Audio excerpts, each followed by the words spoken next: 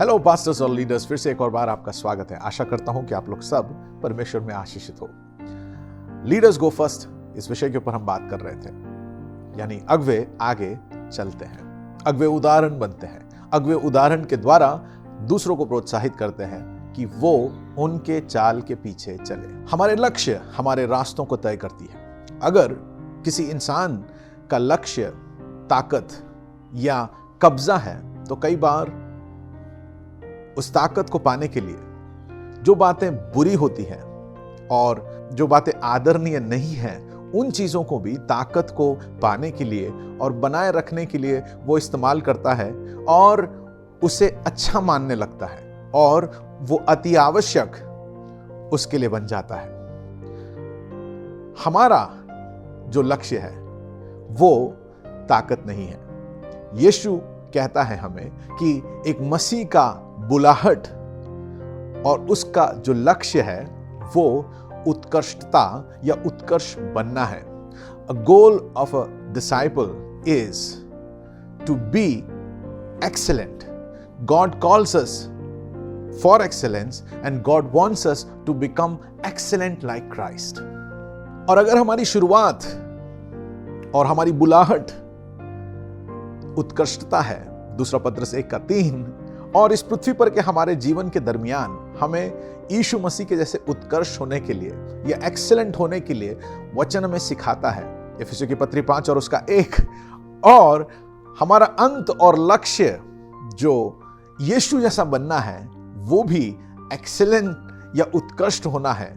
तो हमें हमारे पृथ्वी पर के जीवन को उसी लक्ष्य के साथ, उसी समझ के साथ, उसी एजेंडा के साथ और उसी विकल्प के साथ जीने की बहुत बहुत जरूरी है।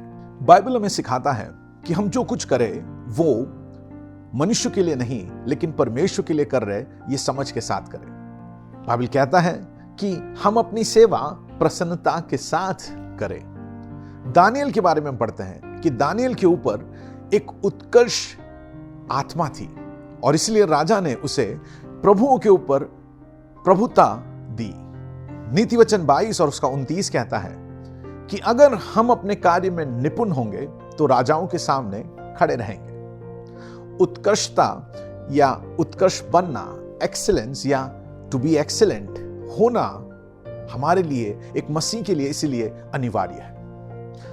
आप एक अगुवे जब हो, आप आपके कलीसिया में अगुवाई देते हो, आप आपके परिवार में अगुवाई देते हो, आप लोगों के साथ जहां कार्य करते हो आप वहां अगुवाई देते हैं। इन सारे जगह पर जहां पर आप अपनी जिंदगी जीते हैं, आप कितने उत्कृष्ट हो, आपकी उत्कृष्टता कैसी है?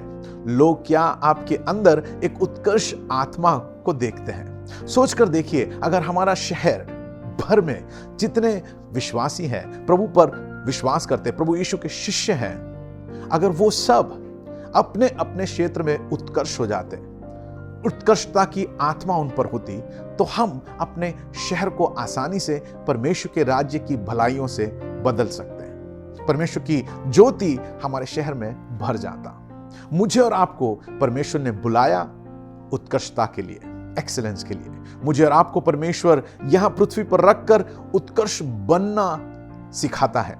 वो हमें उत्कर्ष बनाना चाहता है और उसका अंतिम लक्ष्य यह है कि मैं और आप यीशु मसीह जैसे उत्कर्ष बन जाएं। आप किस क्षेत्र में उत्कर्ष हो? आप किस क्षेत्र में उत्कर्ष बनना चाहते हैं? आपका लक्ष्य, आपका एजेंडा, आपके जीवन की दौड़ किस दिशा में है? आप जो कुछ कर रहे हो, क्या वो उत्कृष्टता के साथ करते हो, एक्सेलेंस के साथ करते हो? इंसानों के लिए नहीं, परमेश्वर के लिए आप कर रहे हो। और ये हमें सोचने की बहुत जरूरत है, और जो कुछ हम कर रहे हैं उसमें हम परमेश्वर की महिमा को ढूंढें। खुदा ने आपको उत्कर्ष बनने के लिए बुलाया है। God has called you to be excellent. आइए हम प्रार्थना करें। खुदा, हम धन्यवाद करते हैं आज के दिन के लिए और हमारे ऊपर की जो बुलाहट है, जहां आप हमें उत्कर्ष होने के लिए बुलाते हो, उस बुलाहट को समझने के लिए इस पृथ्वी पर के जीवन में जो भी समय और जिन चीजों के साथ हम संपर्क में आते हैं, जहां जहां हम होकर गुजरते हैं, वहां आपकी क्रूस की उत्कृष्टता की खुशबू फैलाने के लिए हमारे जीवन में आप मदद करना। मनुष्य के लिए नहीं, लेकिन तेरे लिए हम जी रहे हैं, ये विचार हमारे मनों के अंदर आप उतारना। प्रभु, आपके दासगण, आपके अगुवे आने वाले दिनों में जब खड़े रहकर आपके वचन की सेवकाई करेंगे, प्रभु उन सब के ऊपर एक उत्कर्ष आत्मा आकर उतर जाए, और प्रभु तेरी पवित्र आत्मा का सामर्थ्य और बल उन्हें उत्कर्ष बनाए, और हर दिन यीशु जैसा हम सबको बनाए। आदर और महिमा आपको देते हैं। हमारे शहर को हम आपके हाथों में सौंपते हैं।